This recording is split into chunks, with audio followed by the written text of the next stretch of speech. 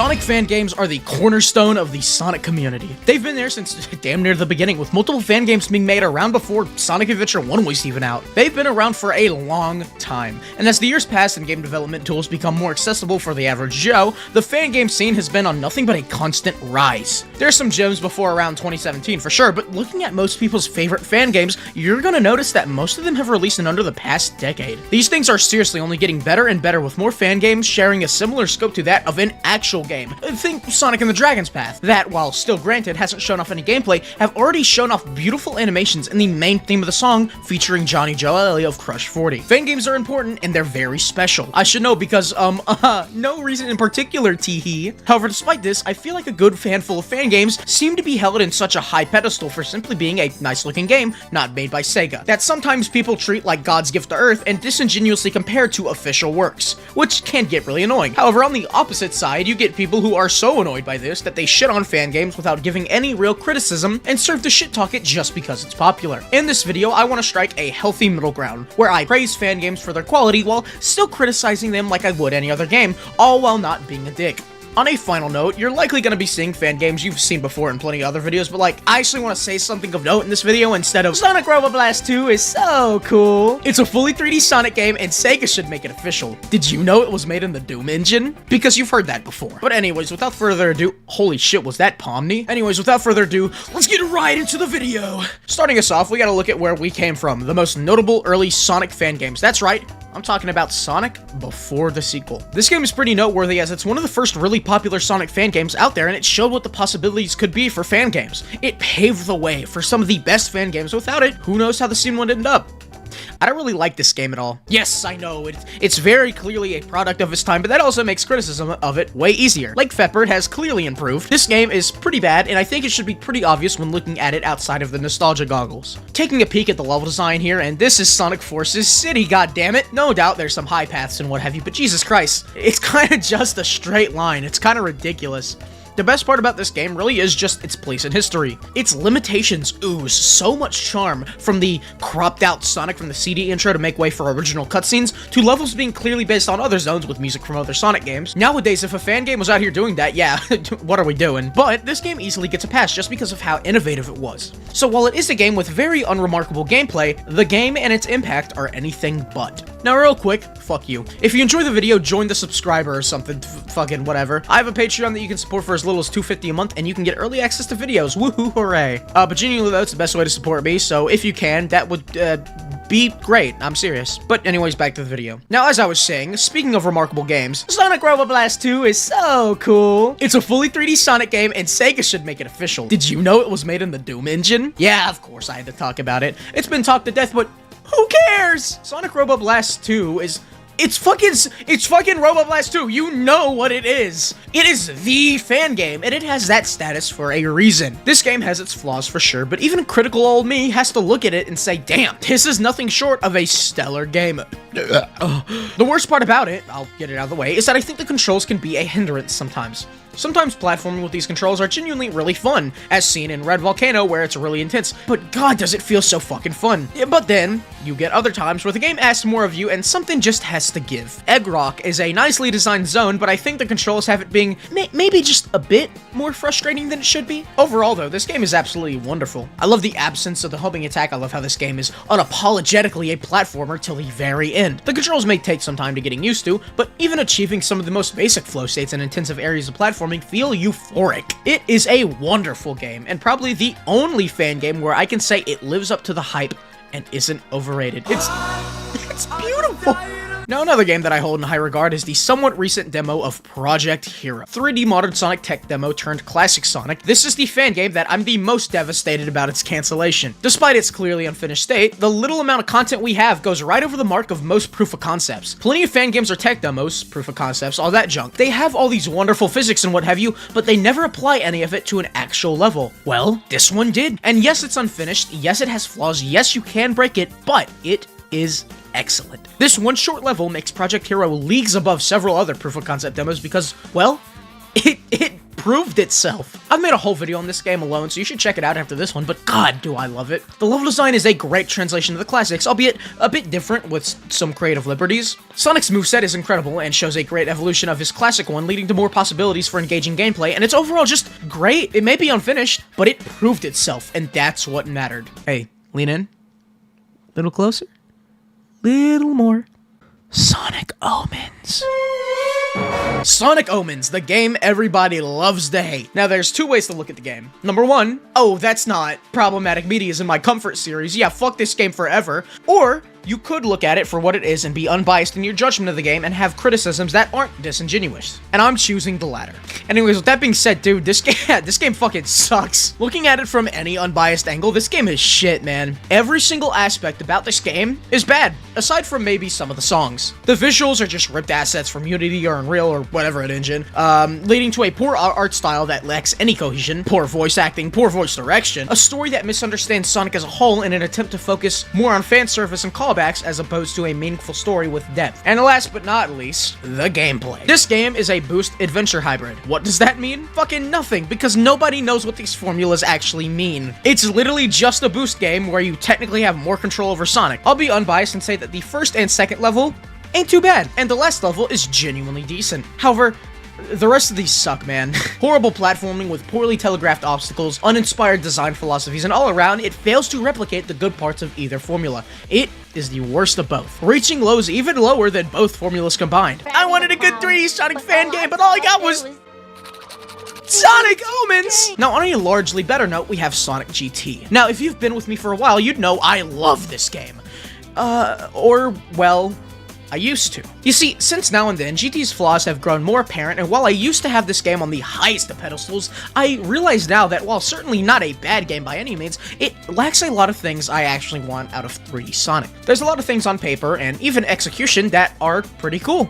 It's a 3D Sonic fan game focused on momentum physics and blistering high speeds, and that's cool. It feels cool. But then you realize, well, there's a lot more to a good physics-based Sonic game than the speed you gain from slopes. GT is all about gaining crazy speeds via momentum and then launching over a lot of the stage. Because of this, GT misses out on a big part about what made the classics so good: platforming. The platforming in GT is sort of non-existent. This became very apparent on my most recent playthrough, where I realized this balance was totally absent, and in turn made the speed I was feeling feel kind of unearned. There is a certain unmatched thrill you get from getting a lot of speed and shooting through the sky, but just like on my critiques on speed sections in certain Sonic games, after a while it loses its luster. You aren't engaging with the level design when you could be, and it makes all of these levels blend in. I like Sonic GT, I truly do. However, like I've said, it has definitely fallen from grace in my mind. Sonic Horizons might genuinely be one of the best fan games out there in my honest opinion. It's pretty much just a single level, but there's more to come, and off of the first level alone, it is absolutely wonderful. The physics and movement of this game are great, and have some of the most fluid controls I've ever seen from a Sonic game,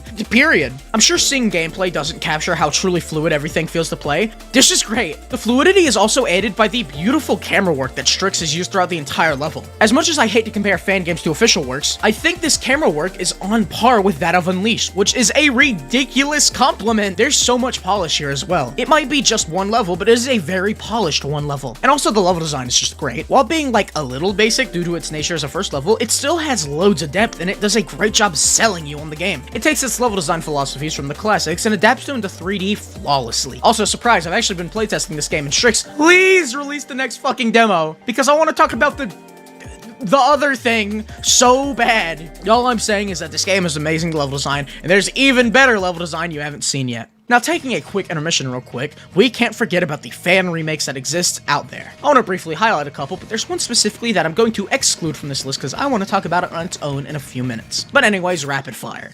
Project Reignition is a remake of Secret Rings, and it is amazing. It looks nearly identical to the original, albeit with some belts and whistles added in that don't compromise on the art direction. The game uses proper controls now, and Sonic controls a bit better by default, making this the definitive way to play Secret Rings. It's really fun. On the other side, we have Project Reforged. This one seems to be much earlier in development, being a remake of Black Knight, and it also looks very promising. My only gripe is that the visuals clearly are missing a lot. There's still a long ways to go. But like I said before, this is very promising. I can't wait to see more. But aside from that, there's, Sonic Rush Rerun. Really, guys? Really capitalizing on the DS era of nostalgia, aren't we? I mean, seriously, how creatively bankrupt do you have to be? This game is atrocious, and the creator of it, Mellow Rush, is doing a garbage job. Mellow, you're doing a garbage job. Really? Yeah. Listen here, you Sonic Tuber piece of shit. You got some set of fucking balls. I take time out of my day to be in your little shit show and you're giving me lip? Maybe the real problem is that you're just a fucking tuber. But fuck you. Think you're so cool with your shitbag fucking mask. Why don't you make a critique on me, tough guy? I'll take your ass back so hard you won't even recognize your own fucking fan game. And get a haircut, you idiot. Mr. Reruns here. For real though, Rush Rerun and every fan remake I've mentioned so far is beautifully made, and Rerun specifically does more than remake things one-to-one. It overhauls the level design a bit to keep the fundamentals of Rush there, while tweaking things to get rid of certain less desirable aspects. Rush Rerun is incredible. But to end off this section about fan remakes, there's one I want to quickly dedicate a section to. Sonic Triple Trouble 16-bit. I'm sure you've heard of it by now. It is a 16-bit remake of that Game Gear game, and I gotta say, this game, at points, might actually surpass Sonic 3. Now, I've said multiple times that Sonic 3 is a game I have a lot of problems with, so by default, Triple Trouble 16-bit isn't my favorite game or anything, but what is undeniable is how well Noah Copeland understands that original game. The philosophies present in 3 are present here, and they aren't simply copied one-to-one, no. These stages still have original ideas and concepts in them that make them stand out from Sonic 3's stages. If anything, I think there's quite a few times where stages have a better flow and more engaging platforming than that present in Sonic 3. I also need to stress how impressive this is conceptually. The original game is used as a base, yes, but so many things are added or tweaked to the point where it's almost a full reimagining of that original game. Noah Copeland and his team need to give themselves a fucking big pat on the back for creating what is, in my opinion, one of the greatest Sonic fan games ever made. From the visuals to the level design to the music to pretty much everything, this game fucks. Now, on a lesser note, a game that I unfortunately don't dig as much as others is Sonic and the Fallen Star. Now, most of my gripes come from gameplay, and if you've seen this game, you know most of the coolest shit isn't from the gameplay itself, so it'd be disingenuous to not mention any of it. This game is simply put, gorgeous. It has this super funky art style using pixel art, but it almost kind of looks hand-drawn or even sketchy in a way. I can't fully put my finger on it, but Fallen Star has an art style that is uniquely its, and they carried it throughout the entire game, not just the character sprites. These environments are stunning. There's so much life in every damn pixel of this game. The music is really nice. Truly, everything about this game screams passion. Unfortunately, despite this, the gameplay is something I sort of flat out do not like. I think the levels present are very boring and a bit mindless. These levels have a big hold forward to win mentality with speed sections nearly 24/7, and if you know me at all, you know that I sorta hate stuff like that. This game lacks severely in any real engaging platforming and falls into the same pit as GT, where it lacks platforming in exchange for constant speed, and while I say it again, that can be fun, it loses its luster after a while, and you're left with a game that you play on 90% autopilot. Despite my gripes, that shouldn't take away from just how incredible the overall experience is. This game stands out on its own with its visuals alone, and it actually has a full game to back it up, and at its worst, it's definitely not horrible, so at the end of the day, I have tons of respect for it. The worst I can say about these levels is that they're boring. Truly, at their worst, they are not horrible, not even close. But to end it off with one last fan game, I thought it'd be at least a little silly to criticize all these other games and not my own. I work on a Sonic fan game called Sonic Daybreak, and I'm the co-director and level designer of the project. Demo 1 released around September of last year, and since then, so many changes have been made behind the scenes. Because of this, while I appreciate Demo 1 for getting our foot in the door, and I appreciate the small community we've gained from it, I'm able to look back at it with a much more critical eye, and to be more specific, the level design I did for this game. I'm mainly going to be discussing Tropical Haven, as I don't really have anything interesting to say about the others, even though I have criticisms of them myself. Tropical Haven is the main stage of the game, you could say, and it is really bad. So going into it, I did not have a cemented level design philosophy, which led to Tropical being a mishmash of different inspirations, all of which I failed to actually understand. Nearly every Sonic game I took inspiration from, yet I did all this while actually failing to understand the philosophies present in them. However, the biggest inspiration was none other than that goddamn Sonic GT. I have my own problems with that game now, for sure, but when it came to trying to do what it did, I failed to understand anything about what made GT good. Failed to understand its cohesive level design, how speed was achieved and maintained. I failed to understand all of it. I wanted the level design to be open, yet said openness is completely barren if you actually look at it. Empty open level design that led to an overall lack of vision and people getting lost, wondering where the hell they're supposed to go. I wanted it to be more open, yet when you look, the level design itself, it's all just a bunch of fully separated linear paths that don't neatly connect to each other a lot of the times. And for being a game so focused on momentum, there were a lot of automated sections and homing chains that went directly against the game's vision and design. Now, I think you can have fun in Tropical Haven. There still is some very basic platforming to be had, but I think the most fun you can get out of Tropical is just from flying over the level design and skipping shit. Can that be fun? Absolutely. Is that good level design?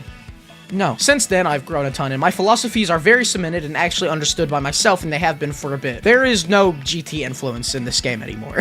That is not a dig on GT, that's just a statement. Despite this doesn't entail Demo 2 will have the most perfect level design ever, and I'm never gonna act like it will. I am, and always will be, open to criticism. That's never going to change. And I myself am confident in these levels I've made for Demo 2, however, others may not like it, and that's fine. But regardless, while I have tons of problems with Demo 1, there's tons of stuff to look forward to in Demo 2. Zach, it's me, Pomni from the digital, the circus, the digital one. It's amazing. You have to be there. I'm here to tell you that, no, it's okay that you made shitty levels, because you've grown, and that's what matters. You realized that you were shit from a butt, and you grew from it. You did better. By the way, I don't know if I told you this, but I'm Pomni from the Digital Circus. Dude, is that fucking Pomni? I know the future is bright when it comes to fan games and other fan-made work, so I honestly can't wait to see all of them come to fruition. If you did enjoy the video, be sure to like, comment, subscribe, and ring the Hello Neighbor bell. Seriously though, if you want to support me the best way you can join my Patreon for as little as $2.50 a month and get early access to videos. I'll see you guys all next time. Peace.